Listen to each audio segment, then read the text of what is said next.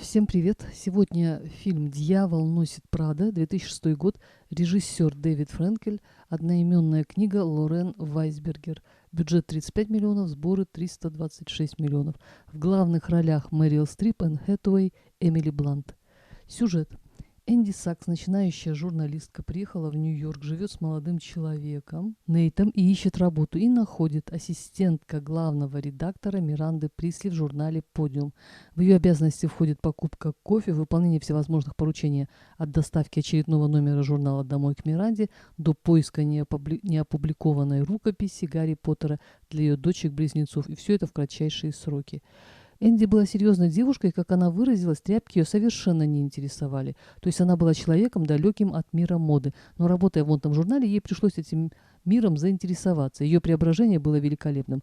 От обуви до сумки, прическа, одежда, головные уборы. Я увидела Энн Хэтэуэй в этом фильме впервые, и Эмили Блант тоже. Я подумала, какая она красивая, и как одежда меняет человека, и как много денег нужно на все на это.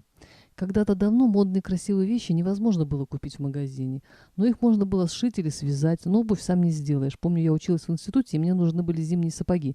Мне пришлось сокурснице сделать курсовую работу, чтобы иметь возможность купить импортные сапоги с переплатой, так как ее мама работала на какой-то базе. А однажды я случайно в универмаге наткнулась на японскую спортивную куртку. Она была большого размера, но это меня не остановило. Прошло 35 лет, я до сих пор ее ношу. Все замки работают, и она не кажется древней. Но вернемся к фильму. Один из персонажей на жалобы Энди на личную жизнь говорит ей: «Личная жизнь идет прахом, когда ты становишься успешной в работе». И это правда. Невозможно быть прекрасной женой, подругой и одновременно быть успешной в работе. Очень рассмешил эпизод, когда простывшая героиня Эмили Блант повторяет «я люблю свою работу» несколько раз. И все мы, кто ходил на работу каждый день, периодически произносил эту фразу. Или «как я ненавижу свою работу», что практически в данном контексте одно и то же. Эпизод с днем рождения Нейта очень узнаваем. Если ты дорожишь своей работой, а ты обязан ею дорожить, потому что она тебя кормит, то всегда на первом месте работа. И глупо обижаться, что партнер пренебрег твоим днем рождения в пользу работы. Партнеры, мужья, бойфренды приходят и уходят, а кушать хочется всегда. Цинично и примитивно, но такова реальность. Тем более мы живем в мире, в котором все хотят состояться, независимо от пола. Энди идет на благотворительный прием в шикарном черном платье, но вот прическа, по-моему, была неудачной. У Энн Хэтэуэй вытянутое лицо, и, собрав волосы и разместив пучок высоко на макушке, стилисты еще больше вытянули ее лицо. Если уж и нужно было собрать волосы, то пучок нужно было разместить на затылке поближе к шее, чтобы фронтально его не было видно. Это мое мнение. Миранда предлагает Энди поехать на парижскую неделю моды вместо Эмили. Энди возражает, что Эмили сидит на диете, она мечтает попасть в Париж, и что она не может так с ней поступить. На что Миранда отвечает, что ж, решать вам, значит, вы несерьезно относитесь к своей карьере. А на следующее утро Миранда, придя в офис, бросает пальто и сумку на стол Эмили, давая понять, что статус Энди изменился. К счастью или к несчастью, Эмили попадает в аварию, но Энди все равно сообщает ей о поездке в Париж. Та, конечно, расстроилась. И откровенный разговор между подругой и Энди, между Нейтом и Энди, тоже не доставили Энди радости.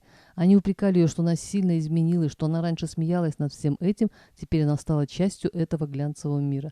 Они решают отдохнуть друг от друга, но Энди хочет остановить Нейта, но в этот решающий момент раздается предательский звонок от Миранды, и Нейт, разочарованный, уходит в темноту.